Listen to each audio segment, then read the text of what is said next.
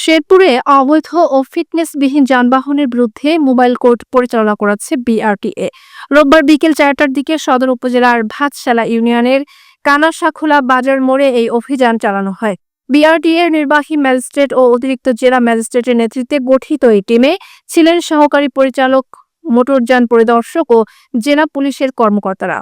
অভিযান চলাকালে 11টি মামলায় মোট 20,000 টাকা জরিমানা আদায় করা হয়। এই অভিযান পরিচালনা করেন এক্সিকিউটিভ ম্যাজিস্ট্রেট মোহাম্মদ আনোয়ার হোসেন ও মোহাম্মদ শাকিল মাহমুদ। উপস্থিত ছিলেন বিআরটিএর সহকারী পরিচালক জিএম নাদির, মোটরযান পরিদর্শক ওসমান গনি, ফজলুল হক এবং জেলা পুলিশের সংশ্লিষ্ট কর্মকর্তারা।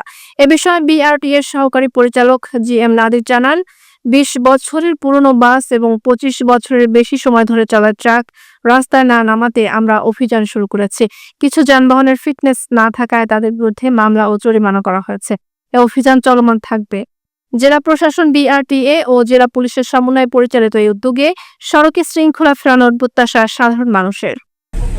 আজকে আমাদের এই 20 বছর পুরাতন গাড়ি আর 25 বছর পুরাতন গাড়ি যারা ফিটনেস মেয়াদ উত্তীর্ণ সে সমস্ত গাড়িগুলিকে আমরা ডাম্পিং করব আর মামলা দেওয়ার ব্যবস্থা করব।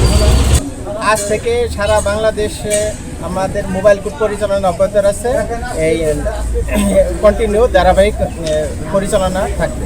এটার দ্বারা মোবাইল কোর্ট পরিচালনা হইতেছে এবং এই নিয়মিত আমাদের কন্টিনিউ এই পরিচালনা অব্যাহত থাকবে।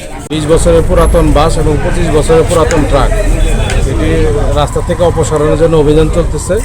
এই অভিযান আজকে থেকে চলমান, এটা চলতেই থাকবে।